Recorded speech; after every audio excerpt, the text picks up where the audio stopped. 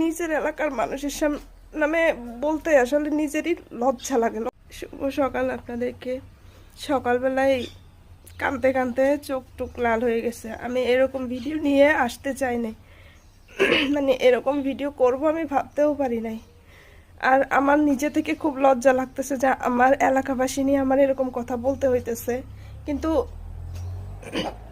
বাধ্য হয়ে গেছি। আসলে শুরু থেকে যখন এই এলাকায় বাড়ি করছি, নিজেরই এলাকা, তখন থেকে জ্বালাতন।